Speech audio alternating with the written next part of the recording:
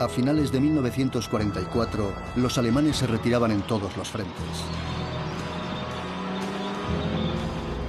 El mundo libre volvía a tener esperanza, y yo también.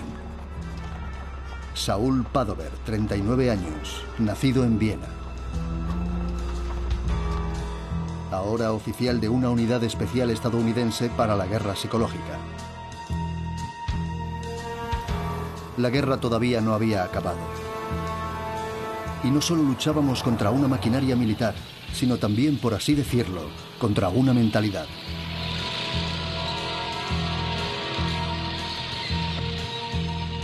¿Por qué los alemanes luchaban hasta el último aliento? ¿Qué los impulsaba? Nuestra misión era responder esa pregunta.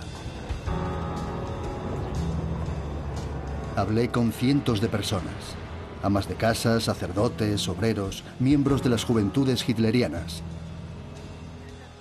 Todo para averiguar el porqué en un país que había sido el mío.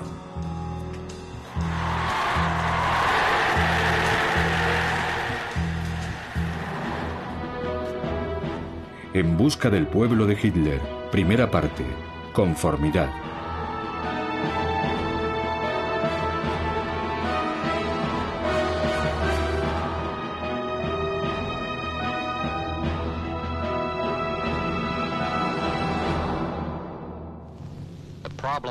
Estábamos prevenidos por las películas informativas del ejército. Está en territorio enemigo, tenga cuidado, no confíe en nadie. No asuma riesgos. Y como nos auguraban algunos compañeros bien intencionados, os van a hacer picadillo. Tras haber sido vencidos, los alemanes se acercaban a mí de forma pacífica, casi sumisa, pero tan extraños como si fuesen de otro planeta. El país que había dejado 15 años antes, cuando era un joven doctorando, no era el mismo. Ardía en deseos de saber por qué. ¿Cómo habíamos llegado a esto? Se lo pregunté a los alemanes recién liberados, una muestra de la población. Obra de arte alemana. Aquí está, mi antigua profesora. Señora Pernitz, gracias por molestarse en venir aquí. Siéntese, por favor. No tiene nada que temer. Mis compañeros y yo solo queremos hacerle un par de preguntas. Bueno, en lo político soy como una niña pequeña. ¿Igual que sus alumnos de primaria? Escuche, esto es lo que he enseñado a los niños. Leer, escribir, cuentas. El Führer, Hitler, la política, eso no tiene cabida en la escuela. Estudiábamos su vida, sus obras. Igual que en el caso de otros grandes hombres de Estado. Todo lo que sé lo aprendí de mi marido. Por mi parte, yo no soy nazi. Claro que no. Después de semanas de trabajo, no encontramos ni un solo nazi. Solo eran personas que no habían tenido nada que ver con lo sucedido. ¿Qué significaba eso? ¿Que Hitler lo había hecho todo solo? Tras la guerra, los alemanes negaban haber sido nazis. La relación entre ser alemán y ser nazi era algo que había preocupado a los alemanes durante todo el Tercer Reich. Es algo que siguieron cuestionándose después y cada uno encontraba su propia respuesta. Cada uno decidía cuánto de la ideología nazi iba a asumir. No todo el mundo era nazi al 99%, por supuesto, pero muchos lo fueron al 60 o al 70%. Muchas personas aceptaron partes del programa de los nazis. El partido nazi quiere movilizar y convencer al pueblo. Por eso se muestra en público.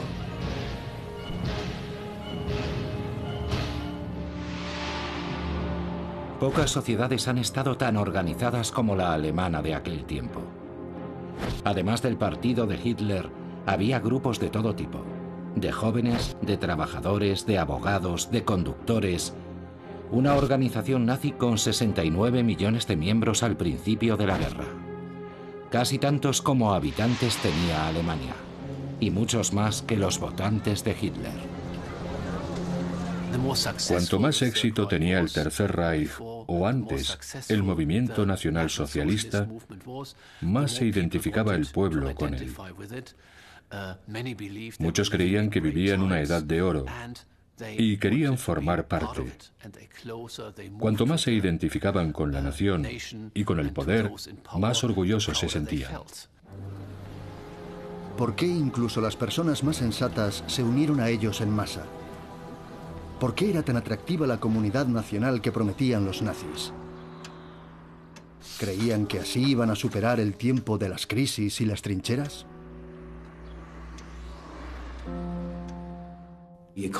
La economía de la República de Weimar estaba sostenida por préstamos americanos que desaparecieron con el crack de Wall Street.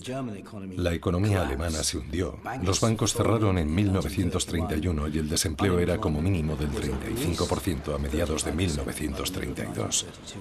Los efectos fueron devastadores. Alemania sufrió mucho más que Gran Bretaña o Francia, por ejemplo. El experimento de la República parecía haber fracasado en 1933. Los enemigos de la democracia se aprovecharon. Los comunistas seguían creciendo. Tenían 100 escaños en el Parlamento en noviembre de 1932. Eran el partido de los desempleados, aunque los nazis también recibieron votos de muchos parados. Los extremistas de izquierdas y de derechas aparecían como los salvadores en un momento de necesidad. Los comunistas estaban ganando poder y pretendían crear una Alemania socialista según el modelo de la Unión Soviética. Los alemanes sabían lo que había sucedido con la burguesía, como decían los comunistas, con las clases medias, arrestados, expropiados y ejecutados durante la revolución bolchevique. La gente tenía miedo y ese fue un factor muy importante para que muchos alemanes de clase media votasen a los nazis.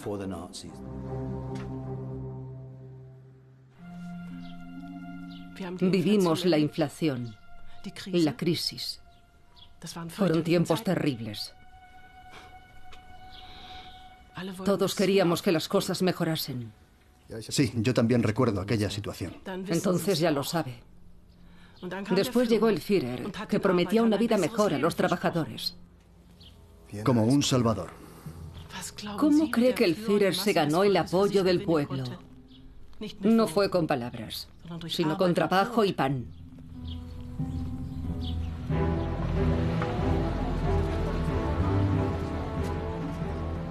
El régimen se presenta como un salvador en una época de necesidad, ofreciendo pan y trabajo.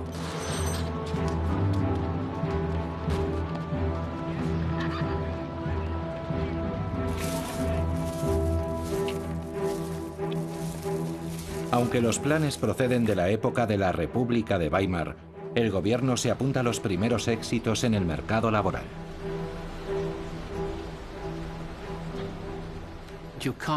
No se puede mantener la propaganda si no sucede nada. Superar el paro fue un gran paso. Al final de la República de Weimar había más de 6 millones de desempleados. Todos volvieron a trabajar poco a poco, por lo que sentían que estaban contribuyendo al desarrollo. Igual que las pirámides cuentan la historia de los faraones, las maravillosas autopistas recordarán siempre la personalidad más excepcional de la historia del pueblo alemán. La de uno de nuestros compatriotas que, partiendo de la nada y sin ayuda exterior, solo con sus propias fuerzas ha creado un nuevo imperio.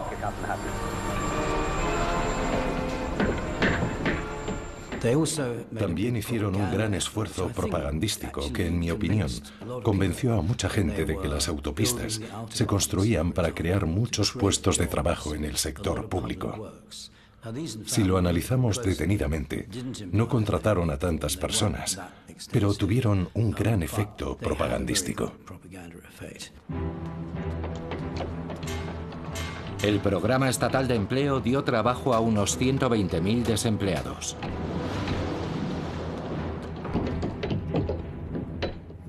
Los programas para la creación de empleo, la lucha contra el paro, la estimulación de la economía por diferentes medios, la motorización y, por supuesto, los efectos del rearme.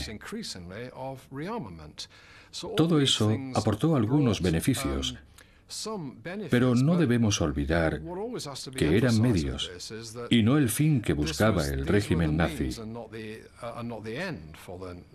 No estaban interesados en crear una sociedad próspera en los años 30, sino en que Alemania estuviese preparada para la guerra.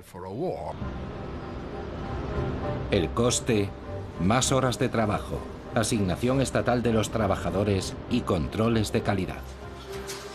Las empresas también tenían su propio Führer. La estabilidad laboral era lo más importante, además de las oportunidades, en especial para los jóvenes. De modo que, aunque los trabajadores mayores no estaban tan entusiasmados con el nazismo, los hijos e hijas de los viejos socialdemócratas estaban mucho más comprometidos con el Tercer Reich. En 1936-1937, el nazismo era lo normal. El Tercer Reich se presentaba como algo agradable y próspero a ojos de los alemanes, a diferencia de Weimar.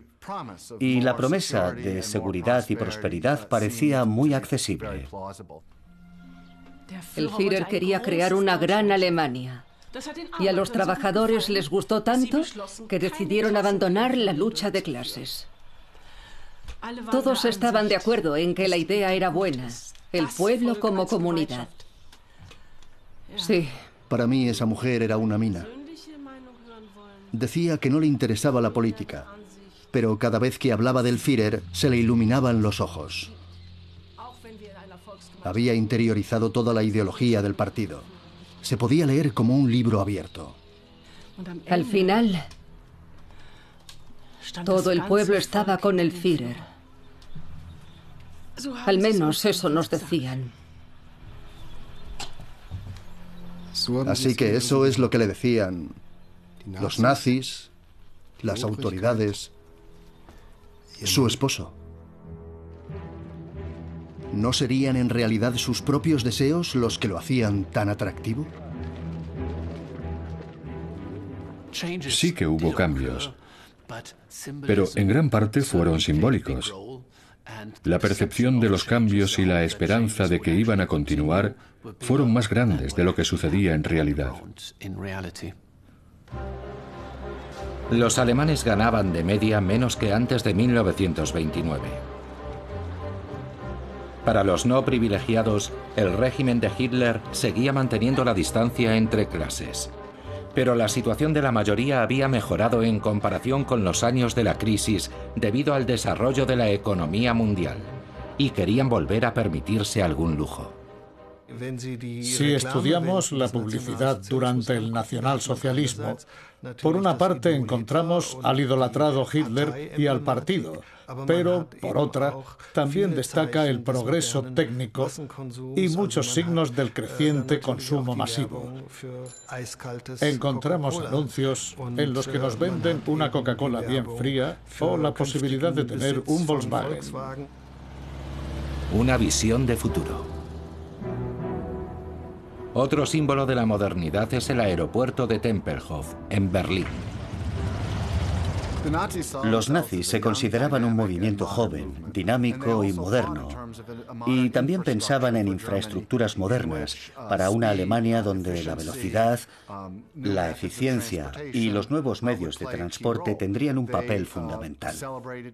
Les encantaba la aviación. Las imágenes de dirigibles y aviones Junker son claves para entender cómo se veían a sí mismos los nazis. El déficit es grande tras la reciente crisis. El régimen utiliza el consumo y la tecnología moderna para sus propios fines. La radio de marca Folsenfänger, el receptor del pueblo, lleva mensajes del gobierno a todos los hogares. El Estado también ofrece distracciones y reposo a sus ciudadanos. Es bueno para fortalecer al pueblo. El régimen contaba con una organización llamada Fuerza a través de la Alegría, que formaba parte del Frente del Trabajo, la gran organización monolítica en la que los nazis transformaron los sindicatos. Pusieron en marcha numerosas iniciativas: vacaciones para los trabajadores, viajes a lugares como Madeira, la costa de Italia, Francia, o en general lugares con dictaduras afines a los nazis, como Italia o España. Y también viajes por Alemania. Muchas excursiones. El servicio de viajes alemán, el KdF, recompensaba el buen comportamiento de los trabajadores y de una clase media no muy adinerada. El Estado mandaba de viaje hasta 10 millones de turistas al año. Para muchos eran sus primeras vacaciones, una sensación inolvidable para alguien con una vida sin muchos cambios.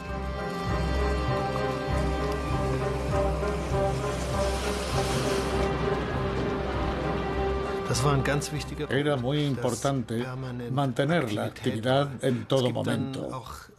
En algunos textos se dice que la vida en el régimen nazi era como una borrachera. Era frenético, no nos daba tiempo a pensar, no podíamos asimilar nada tan rápido. También se puede decir que así es como funcionan las dictaduras, logrando que la gente no llegue a entender. Otra forma de distracción eran las festividades nacionalsocialistas.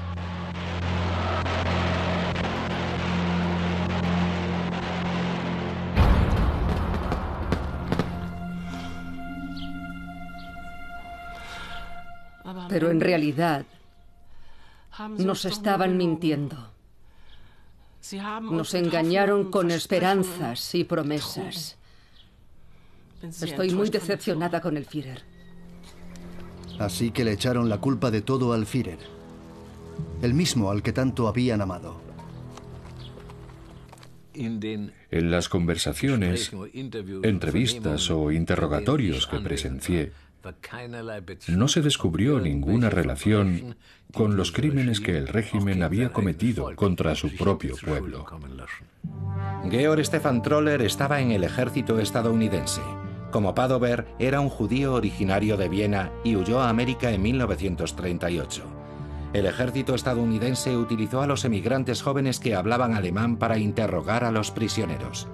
Georg, al igual que Padover, realizó entrevistas a civiles de las regiones alemanas ocupadas por los Estados Unidos. Soy inocente. Yo no he hecho nada. Eso apunté entonces. Fue Hitler, solo Hitler. Un solo hombre era responsable de 18 millones de víctimas. Nadie más había hecho nada. Nadie tenía la culpa.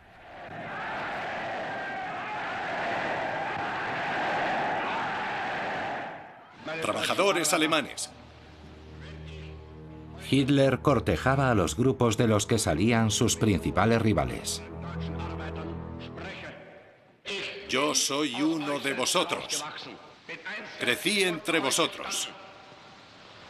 Logré ascender poco a poco. Solo con el esfuerzo, con el estudio y también, ¿por qué no?, con el hambre. ¿Cómo consiguió Hitler recibir también la atención de los empresarios? ¿Cómo se dirigió a aquellos que al principio no estaban de su lado? ¿Es porque se hizo pasar por uno de ellos? ¿O más bien porque eligió como festivo nacional la gran fiesta del movimiento obrero, el 1 de mayo, por primera vez en 1933? En mayo del 33, la esposa de un funcionario de Brunswick escribió a su hija: Quien ha vivido un día así en toda su grandeza está por encima de toda la palabrería, la envidia y las calumnias del extranjero. Todo eso carece de valor.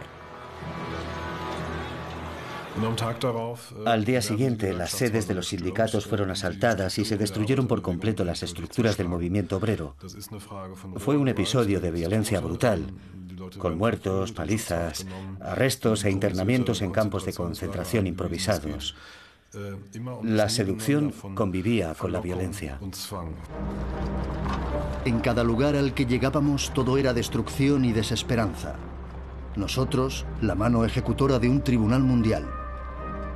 Antes del 33, cuando vivía en Alemania, ¿no había querido creer lo débil que se había vuelto esa sociedad? ¿Dónde estaban los librepensadores que había conocido, con sus ideas y sus convicciones incompatibles con la ideología nazi? En Aquisgrán, la primera gran ciudad a la que llegamos, encontré lo que buscaba. En un taller de tipografía. Claro que era miembro del partido, pero no del nazi. Heinrich Hollands militó en el SPD hasta que lo prohibieron en el 33. El tipógrafo me enseñó su imprenta, de la que había tenido que huir. En cuanto se hicieron con el poder, los nazis atacaron. No solo temíamos por nuestro puesto de trabajo, sino también por nuestra vida. ¿Por qué nos defendisteis? ¿Por qué no hubo ningún tipo de resistencia? Una huelga, no sé. Barricadas. Algunos querían echarse a la calle, pero la dirección del partido les paró los pies. A Hitler lo habían nombrado canciller legalmente, por lo que la resistencia iba contra la ley. Y para agradeceros vuestro silencio, los nazis fueron muy amables con vosotros. Sí. Algunos compañeros cambiaron por completo después de una paliza de la Gestapo. La mayoría de los prisioneros, incluso cuando huyeron al extranjero, nunca dijeron lo que habían pasado en la prisión. Algunos por miedo, otros por vergüenza. La mayoría solo para olvidar. Creo que mucha gente ha olvidado el alcance y el nivel de violencia y brutalidad. Fue entonces cuando abrieron los campos de concentración de Dachau y muchos otros más pequeños, antes de la gran organización que hubo más adelante. Unos 100.000 socialdemócratas y comunistas fueron arrestados y enviados a esos campos, maltratados, torturados. Cientos de ellos fueron asesinados. Otros salieron libres semanas o meses después, con la condición de que nunca volviesen a participar en política. Por su oposición a la toma del poder de Hitler, la izquierda recibió una sangrienta lección en los nuevos campos de concentración. No era un secreto de Estado. Desde el principio, hablando de la persecución de adversarios políticos, entre la burguesía partidaria del partido nazi ya se oían cosas como Hitler está haciendo limpieza o no hay que tenerlo en cuenta. Si no hay que tenerlo en cuenta, es porque es algo que aceptamos para alcanzar un objetivo más importante, algo que viene en camino, un Estado autoritario y severo en el que vuelva a reinar el orden, tal como deseaban muchos conservadores. Los encargados de imponer el orden eran generalmente apreciados. La población en masa responde a la llamada de la policía, que demuestra una vez más su popularidad. Era un sistema de represión mucho más grande de lo que parecía si lo comparamos, por ejemplo, con la Gestapo, que era mucho más pequeña. Si alguien hacía una declaración en contra del régimen, podía ser arrestado por el jefe local del partido o por un dirigente de las juventudes hitlerianas. Se enfrentaba a diferentes sanciones, como perder un trabajo en el sector público, por ejemplo. Uno de los aspectos más chocantes de la vida bajo el nacionalsocialismo es que mucha gente mandaba cartas espontáneas de denuncia.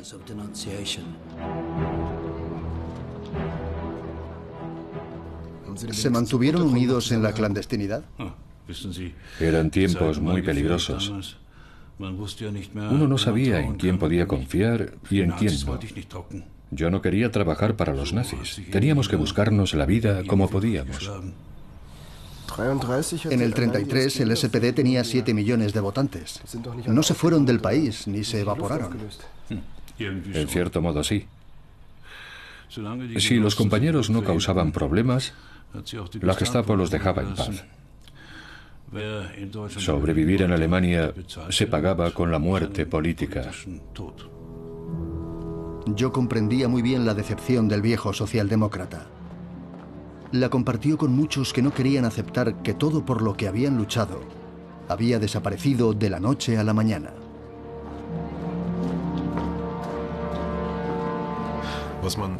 Lo que se pudo ver enseguida fue una absoluta desmoralización de los socialdemócratas y los comunistas. Todos ellos veían claramente lo que los nazis querían y les resultaba deprimente y frustrante ver que lo lograban. Por ejemplo, el domingo del potaje. Todos los compatriotas comen lo mismo y además hacen un donativo para ayudar a los más necesitados.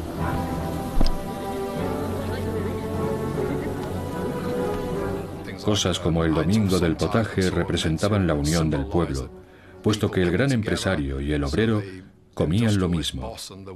Pero era solo simbólico. El jefe seguía siendo el jefe y el obrero era el obrero. El concepto de comunidad del pueblo era solo propaganda, una promesa más que una realidad. Tal vez fuese solo propaganda, pero a muchos alemanes les encantaba la idea de la unión de todo el pueblo. Incluso el saludo Heil Hitler era utilizado por las clases populares. Por ejemplo, el cartero que entregaba el correo a un profesor le decía «Heil Hitler, profesor». Era un símbolo de igualdad social. Sin embargo, no sustituía a la verdadera igualdad social ni a un programa de bienestar justo, algo que no llegaría hasta después de la guerra. Pero los símbolos también contaban. A veces las clases populares también ejercían el poder. Como vigilantes de barrio, informaban a sus superiores y vigilaban el buen comportamiento de sus vecinos en todo el país. Vigilantes de barrio, jefes de distrito, el país está lleno de agentes del partido nazi. Más de 1 millón de alemanes tienen algún cargo en el partido, casi todos voluntarios. Y todos tienen uniformes e insignias. Así se sentían reconocidos, valorados. Se consideraban miembros de una élite. Recibían condecoración tras condecoración, de modo que se sentían especiales. Al mismo tiempo, otros eran despreciados, humillados. Los uniformes elevan a las personas. Por eso había tantos puestos y tantos cargos. Además, todos sentían que hacían algo, que contribuían. La comunidad del pueblo, de la que siempre se hablaba, era, en primer lugar, una comunidad de servicio. Una comunidad de servicio despiadada, con tendencia a eliminar a los inútiles, a los que no eran tan eficaces, tan capaces.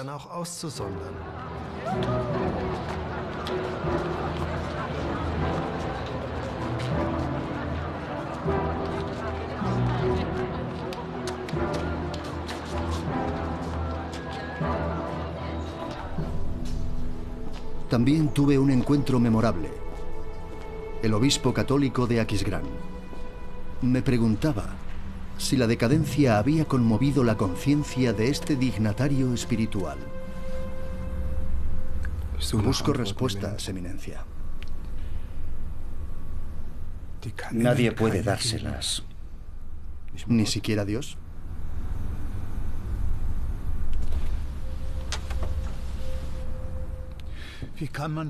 ¿Cómo podemos exigir heroísmo al hombre de la calle? Hemos estado en Francia, Holanda, Bélgica. Allí ha habido muchos valientes. Pero aquí, en esta tierra, la resistencia llevaba al martirio. Jesucristo no tenía miedo de decir la verdad. Es cierto. Y mire lo que hicieron con él. Las iglesias, en especial las protestantes, se entendieron con el régimen, a veces con entusiasmo y a veces a regañadientes, preocupadas por su supervivencia.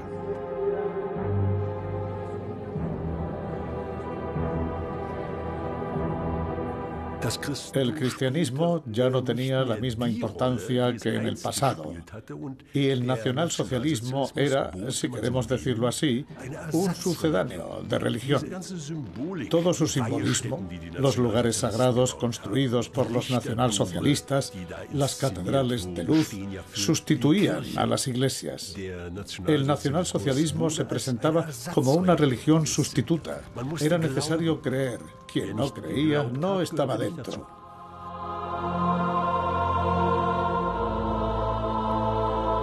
El partido aprovecha para sus propios fines la necesidad atávica de fe y de rituales.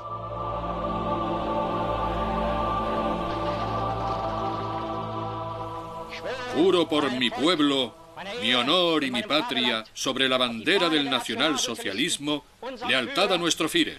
Amén. Cada bandera tocada por Hitler se convierte en un objeto sagrado. El propio Hitler se presenta como el redentor que liberará al pueblo alemán y lo guiará hacia la luz.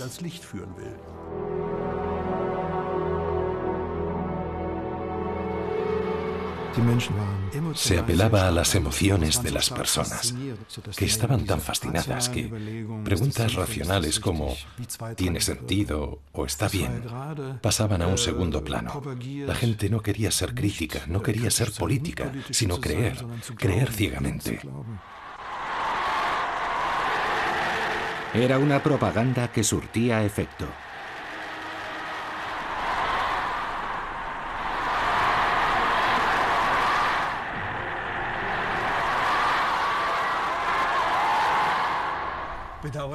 Lamentablemente el pueblo no dijo no en 1933. No debe olvidar eso. Pero seguro que para usted Hitler era el anticristo hecho hombre. ¿Por qué? Si incluso llegó a acuerdos con el Vaticano. Claro, ahora lo vemos de otra forma. Con la perspectiva de hoy, la Iglesia lo habría condenado.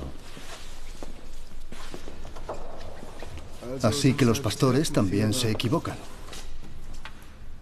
Ahórrese el sarcasmo. Debe saber que en mi pecho de obispo late un corazón alemán. Sí, soy un patriota. A mí también me gustaba este país. Tal vez llegué a amarlo. Pero es necesario llevar ese amor al punto de creer a cualquier demagogo. Somos un país con enemigos en el exterior y con demasiadas personas en muy poco espacio. Nuestros vencedores nos humillaron en Versalles en 1918 y redujeron aún más nuestro espacio. No conozco a ningún alemán verdadero que no lo haya vivido como una dolorosa injusticia. Los nazis fueron capaces de apelar a creencias, prejuicios y pasiones anteriores, donde tenía un gran peso el nacionalismo. El nacionalismo es claramente inseparable del nacionalsocialismo. El nacionalismo nace de la Primera Guerra Mundial y de la humillación sentida tras el Tratado de Versalles. Solo fue humillante porque la gente era nacionalista. Objetivamente era un tratado duro, pero no intolerable. Permitía la existencia de Alemania, y las condiciones internacionales mejoraron durante la República de Weimar. Sin embargo, los nacionalistas no aceptaban que Alemania fuese una potencia de segunda clase. Los rituales en honor a los caídos en la guerra iban acompañados por el deseo de vengar la humillación sufrida.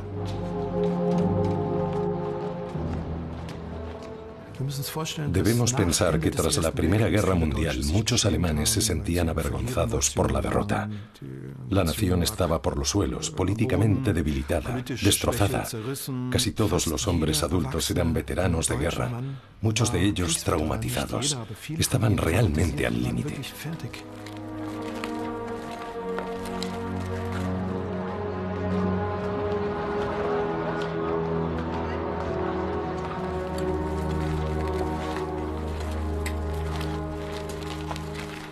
Ellos fueron los padres de los que llenaron las filas de las juventudes hitlerianas.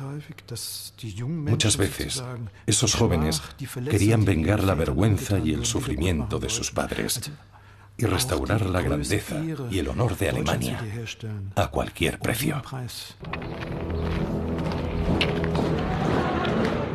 Con la entrada en Austria, en la Renania desmilitarizada y en Checoslovaquia, el régimen de Hitler pasó a la ofensiva y se rebeló contra las limitaciones impuestas por las potencias vencedoras.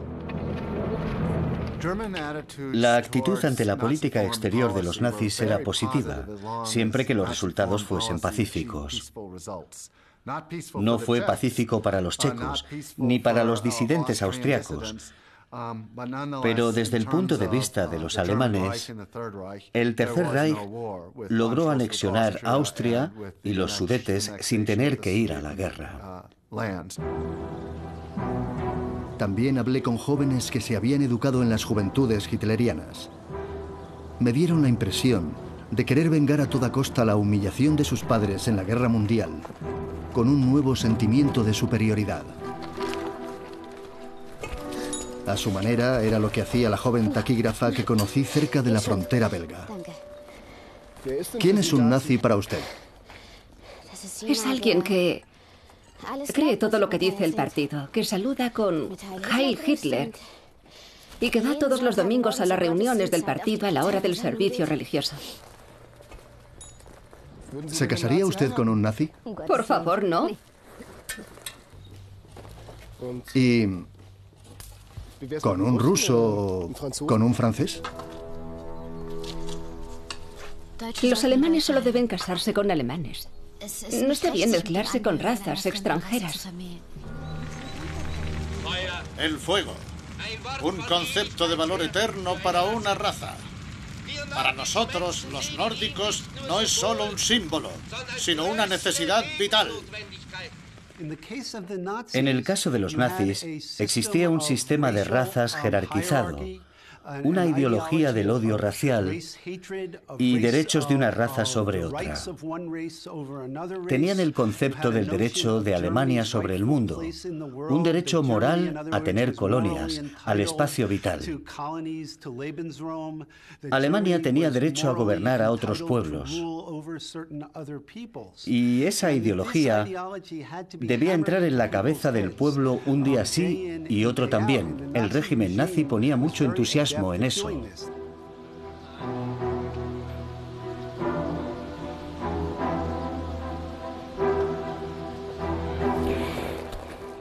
Los germanos pertenecen a la raza nórdica, que es la más valiosa. ¿Y cómo son los nórdicos? ¿Los nórdicos? El tipo nórdico es de buena constitución, 1,70 m o más. Tiene ojos azul grisáceo y un espíritu profundo. Las SS son un ejemplo. ¿Y cuáles son las razas europeas menos valiosas? Rusos, polacos, italianos, franceses. ¿Judíos? Por supuesto. En algunos momentos me sentía como un extraño, aunque estaba acostumbrado a todos esos conceptos. ¿Reconocería a un judío si lo tuviese delante? Al momento. Los judíos son todos... ¿Sí?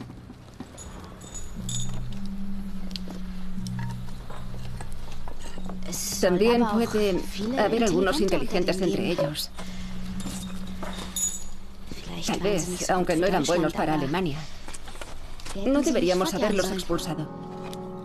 Podía sentir los vacíos y las carencias que había en este país. Y qué poco tenía que ver con mis recuerdos de Alemania. En la primavera del 45 llegó por fin el avance que esperábamos. Pudimos cruzar el Rin y conocer las entrañas de aquel imperio fascinante. Desde el paso del Rin hasta Nuremberg, el nazismo había desaparecido. Nadie decía Heil Hitler, nadie se ponía firme, nadie levantaba el brazo. Las banderas, las insignias y las dagas de honor habían desaparecido de la vista, y también la ideología nazi. Tras la toma de Nuremberg, arrancamos las cruces gamadas, y tal vez fue ahí cuando los soldados americanos entendieron lo que había pasado. Antes de eso no habían visto nada del nazismo. Fue en ese momento. Nuremberg siempre había sido uno de los centros del nazismo. Ahí nos convencimos de que esa ideología había sido algo más que un fantasma. En los recintos de las asambleas del partido, los nazis se exhibían todos los años.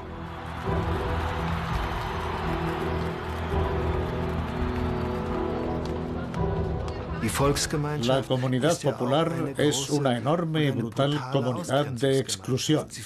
Por eso funcionaba tan bien, porque sus miembros tenían la sensación de pertenencia, de honor, de elevación. Veían que los judíos, los llamados asociales, los homosexuales, los gitanos, estaban excluidos, no eran miembros, los débiles, los que nadie quería. Después de acabar con la resistencia política, el régimen estrechó aún más las fronteras de la comunidad popular.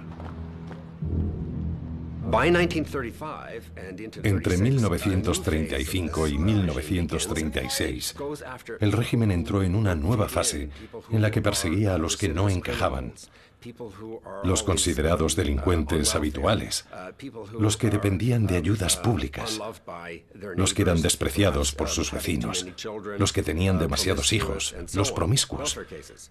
Es un totalitarismo tentador, donde la población llega a apoyar al régimen y a creer que esas personas deben estar en los campos. No les dicen que allí trabajan hasta la muerte, pero saben bastante sobre los campos para creer que son buenos. Nadie se preocupa porque quiten de en medio a esa gente. Los discapacitados psíquicos también están en el punto de mira. La administración organiza su esterilización e incluso el asesinato sistemático de los que considera inútiles e indeseables. Tenemos una comunidad popular, la Volksgemeinschaft, que es casi como un organismo vivo. Ese organismo tiene algunas partes enfermas que hay que extirpar. En ese sentido, los nazis curaron la comunidad. Después de limpiar las imperfecciones, obtendrían la comunidad perfecta, una comunidad popular sin ningún defecto. En Nuremberg, su santuario, el partido excluyó por ley a los judíos de la sociedad alemana en 1935. Al ver la ciudad en ruinas, sentí que se había hecho justicia. Todo esto es culpa de Hitler, se lamentaba un habitante. Joe, mi conductor, le preguntó: ¿y ninguno de ustedes le ayudó? Nuremberg también era el lugar desde donde el panfleto antisemita Der Stürmer sembraba el odio. Pocos se oponían a este espíritu de destrucción. Una doctora berlinesa escribió en su diario: Hoy he comprado intencionadamente en un negocio judío en el que había unos guardias. Uno de ellos quería impedirme entrar. Lo empujé y le dije: con mi dinero compro donde quiero. ¿Por qué no hacen todos lo mismo? Todos los indicios apuntan a que una gran minoría de la población apoyaba las medidas antisemitas del régimen. Una pequeña minoría se oponía a lo que sucedía, Pero, por supuesto, casi todos fueron lo bastante sensatos como para no decir nada. Y en el medio había un gran número de alemanes, cuyo número no podemos determinar, que prefirió hacer la vista gorda e ignorar lo que estaba ocurriendo. De la noche a la mañana los judíos ya no eran alemanes, como si nunca lo hubieran sido. La vida de los judíos alemanes era cada vez más difícil. Discriminados y estigmatizados por medidas burocráticas, estaban excluidos de la sociedad.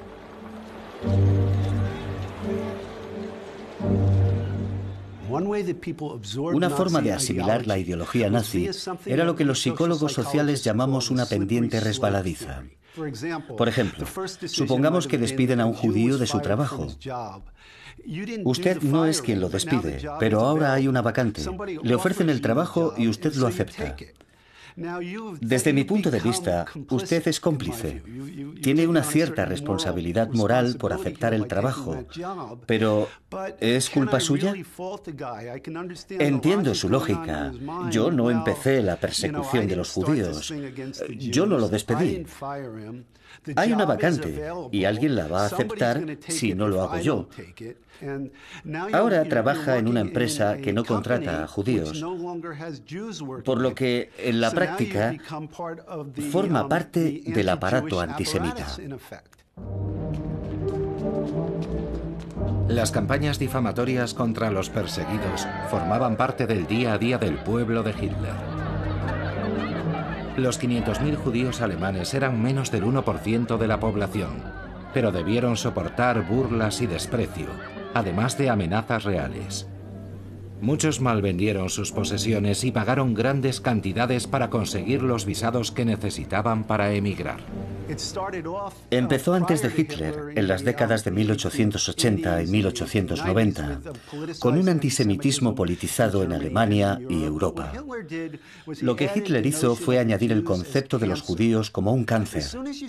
Esa imagen la utilizó repetidamente y, si pensamos en los judíos como un cáncer, ¿qué hacemos con él? Extirparlo, sacarlo del cuerpo. Hablaban de los judíos como una enfermedad. ¿Qué se hace con las enfermedades? Curarlas, matarlas y librarse de ellas. En noviembre de 1938, cuando la discriminación se convirtió en violencia, se incendiaron sinagogas judías por toda Alemania. Hubo muchas críticas a la violencia en las calles y a la destrucción de bienes materiales. Pero la idea de que los judíos estaban de más en Alemania y que sería mejor que se marchasen parecía estar muy asentada.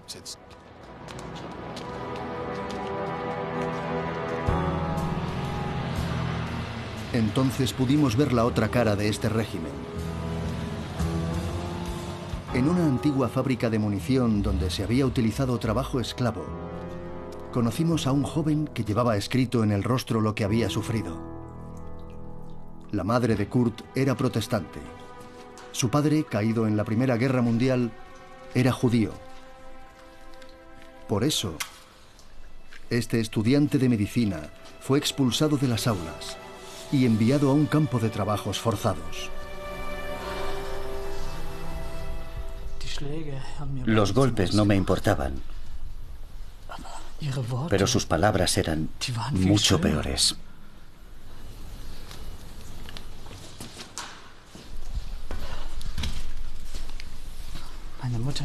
Decían que mi madre era una puta y mi padre un agresor contra la raza. Yo les gritaba, matadme, hacedme lo que queráis, pero dejad en paz a mi padre. Lo que más me dolió fue que ni siquiera los que estaban contra Hitler nos ayudaron. No, los alemanes no son malos, solo son tremendamente indiferentes. Para ver un nuevo comienzo, le dije en una carta a mi mujer, debemos esperar a la nueva generación. En 1945 solo podíamos rezar para que ese cambio fuese real.